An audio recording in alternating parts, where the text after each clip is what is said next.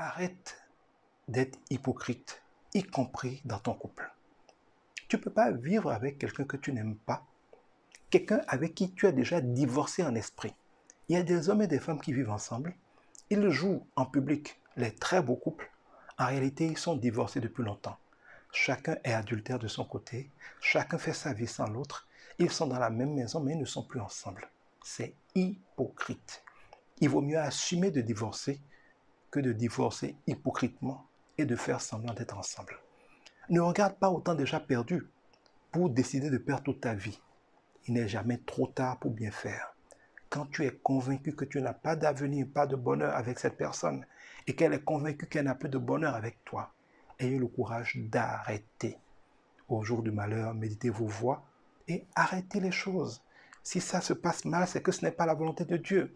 Et Dieu dit que toute chose qui n'a pas semé doit s'arrêter.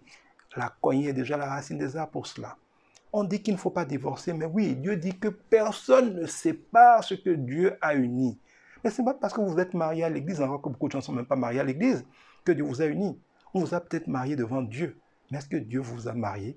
Pour dire que les hommes ont unis, on fait une publication de on dit aux hommes, si vous avez quelque chose contre, vous le dites maintenant ou vous vous taisez à jamais. Mais est-ce que beaucoup de gens demandent à Dieu s'il a quelque chose contre le mariage ou qu'il se taise à jamais? En réalité, beaucoup de gens sont unis de manière diabolique par des hommes et disent que Dieu les a unis. Ce que le diable a uni, Dieu a le droit de le détruire. Vous avez parfois intérêt à le détruire. Mais ce que Dieu a uni, personne ne peut le séparer. Si votre amour, votre union est le fruit de Dieu, même vous, vous ne pouvez pas le séparer. Si vous vous quittez, vous reviendrez. Parce que personne ne peut séparer ce que Dieu a uni. On ne ferme pas ce que Dieu a ouvert. Mais si ce n'est pas le plan de Dieu, si c'est le plan du diable, vous feriez vite de l'arrêter afin que commence le plan de Dieu pour vous.